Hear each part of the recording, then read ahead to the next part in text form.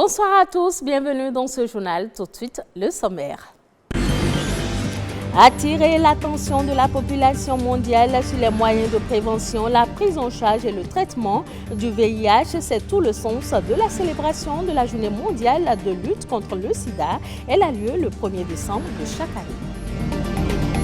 On s'intéresse également à l'état des lieux de la prévalence au VIH-Sida au Bénin. Le coordonnateur du PNLS nous donne des précisions sur les actions fortes engagées par le Bénin pour éliminer la pandémie à l'horizon 2030.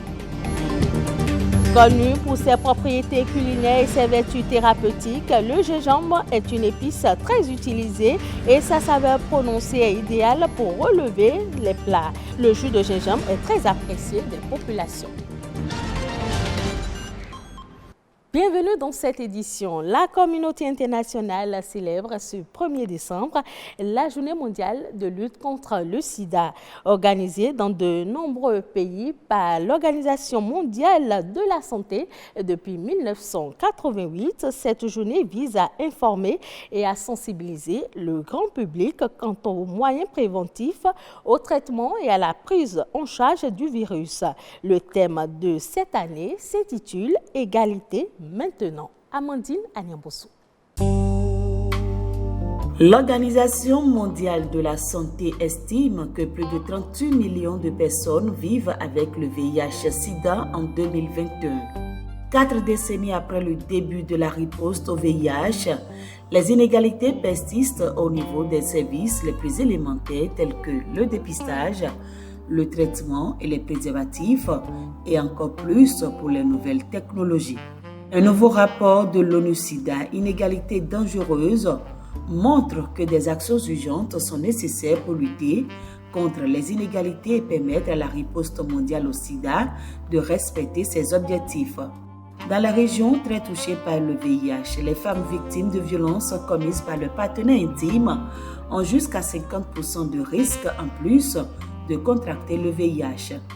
Dans 33 pays, entre 2015 et 2021, seuls 41% des femmes mariées prenaient leurs propres décisions en matière de santé sexuelle. Les effets des inégalités entre les sexes sur les risques liés au VIH chez les femmes sont particulièrement prononcés en Afrique subsaharienne, où les femmes représentaient 63% des nouvelles infections au VIH en 2021. Une étude a montré que le fait de permettre aux filles de finir leur scolarité secondaire peut réduire de moitié leur vulnérabilité à une infection au VIH. Ce risque diminue encore plus lorsque cette mesure est accompagnée par une série d'aides à l'émancipation. En 2021, alors que 80% des femmes vivant avec le VIH avaient accès à des médicaments, seuls 70% des hommes séropositifs suivaient un traitement. Le rapport montre également que les inégalités d'accès au traitement entre les adultes et les enfants freinent la riposte au sida. La discrimination, la stigmatisation et la criminalisation des populations clés coûtent des vies et empêchent le monde d'atteindre les objectifs convenus en matière de VIH-Sida. Le slogan « Égalité maintenant » incite toutes les nations à œuvrer en faveur des actions concrètes qui ont fait leur preuve et qui sont nécessaires pour lutter contre les inégalités et aider à mettre fin au sida. Et pour y arriver, la directrice exécutive de l'ONU-SIDA, Winnie Byanyima, demande au gouvernement de garantir la scolarisation, la sécurité et l'émancipation de toutes les filles, lutter contre les violences sexistes, soutenir les organisations de femmes, promouvoir des formes de masculinité saine. Tout cela aidera à éliminer les obstacles au service et à prendre soin de millions de personnes. Conscient que les inégalités qui perpétuent la pandémie du sida ne sont pas une fatalité, le Bénin ne cesse de faire des prouesses pour infléchir la tendance avec la mise en place des stratégies inclusives.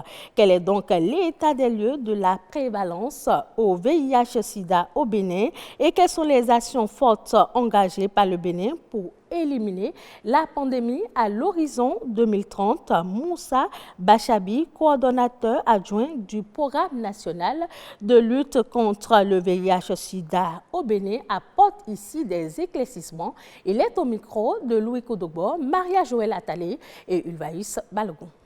Nous avons une plateforme de l'ONU-SIDA qui permet de faire les projections et à partir de ces projections, on a pu estimer pour l'année 2021 une prévalence de 0,8% chez les adultes âgés de 15 à 49 ans. Ça, c'est la prévalence dans la population générale.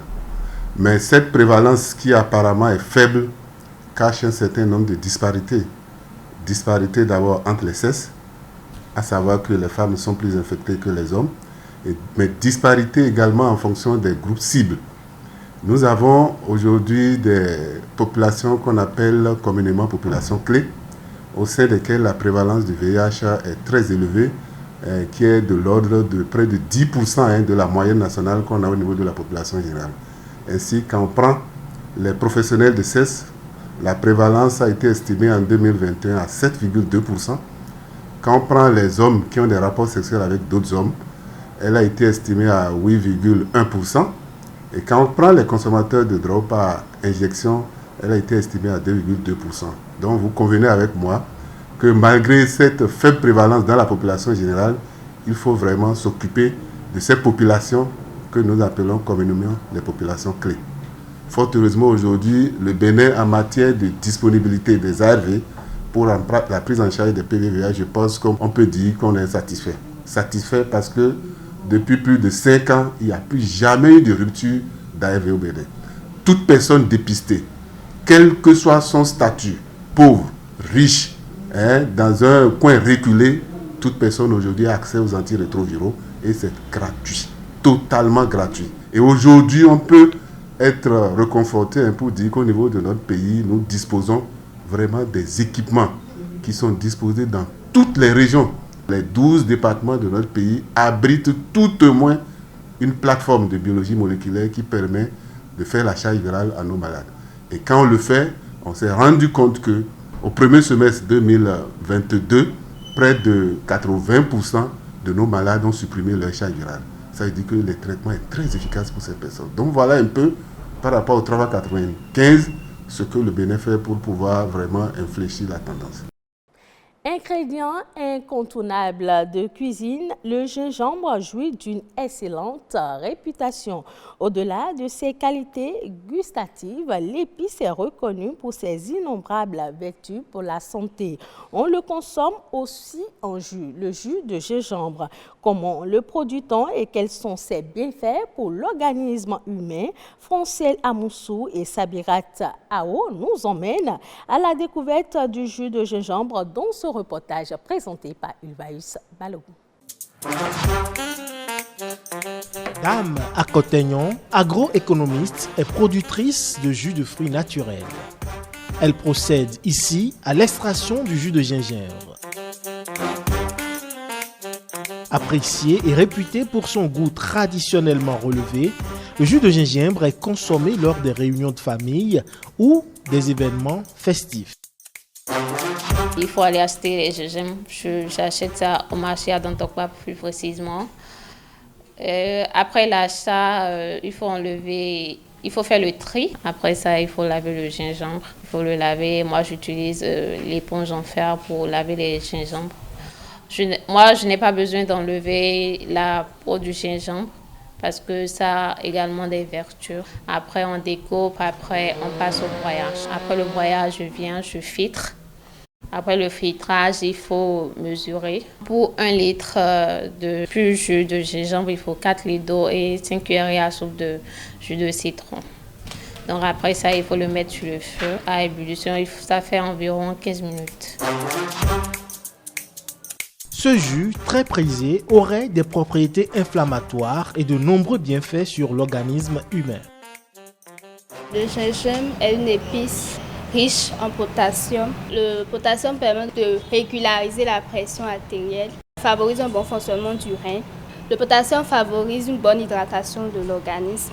Le gingembre contient également du calcium. Le calcium favorise la formation, la solidité des os, des dents. Le calcium intervient également dans la coagulation sanguine.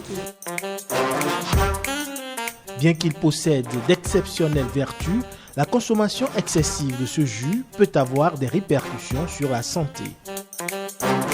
Une consommation excessive du jus de gingembre peut entraîner un déséquilibre de la pression artérielle et peut entraîner également les brûlures d'estomac. Il faut faire attention, il ne faut pas exagérer dans la consommation.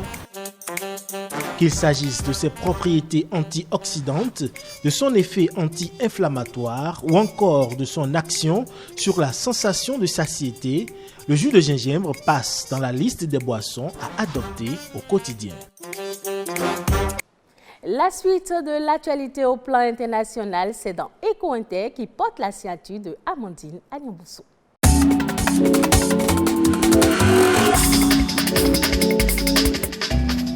49,6 milliards d'euros, c'est le montant dont les agences humanitaires des Nations Unies ont besoin pour financer en 2023 leur programme afin de venir en aide à 230 millions de personnes parmi les plus vulnérables dans 68 pays, des besoins en hausse de 25%.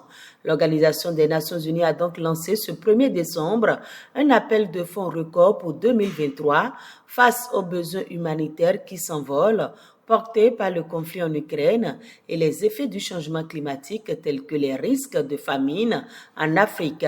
Selon le chef de l'agence humanitaire de l'ONU, Martin Griffiths, au moins 222 millions de personnes dans 53 pays seront confrontées à une insécurité alimentaire aiguë fin 2022. 45 millions de personnes dans 37 pays risquent de mourir de faim. La générosité des donateurs ne permet en effet pas de compenser la rapide croissance des besoins. Il espère que 2023 sera l'année de la solidarité après une année 2022 de souffrance. La filière cuir et peau fait le dos rond face aux crises de ces 2 dernières années. Le secteur s'en sort bien, en partie grâce à l'industrie du luxe. Les premiers producteurs de peau sont les États-Unis et l'Australie. Ces 2 pays sont réputés pour la taille de leur cheptel et la consommation de viande n'est pas en déclin, contrairement à la France, le 3e exportateur mondial de cuir et de peau. La bonne santé du secteur des peaux et cuir est étroitement liée à celle du luxe. La maroquinerie Made in France, par exemple, a de plus en plus la cote sur le marché chinois et américain. Jusque-là, les secteurs en amont de la filière cuir, en particulier ceux qui travaillent la matière brute, ont été épargnés par la guerre en Ukraine, mais les tanneries situées en Europe ne font pas exception. Elles sont, comme toutes les entreprises, de plus en plus soumises à l'augmentation des coûts énergétiques.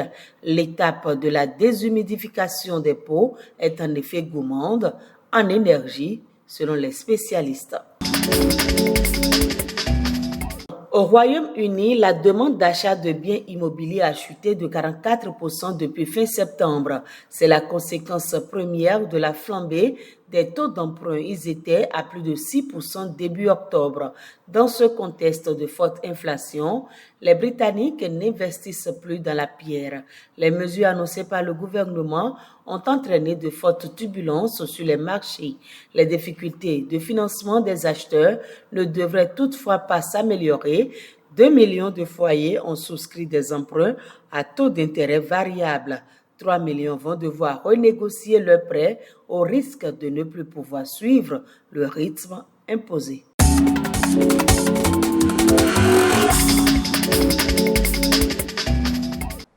Ainsi se referme cette édition. Merci de l'avoir suivi. Retrouvez ce journal sur le site de l'ORTB, www.ortb.bj.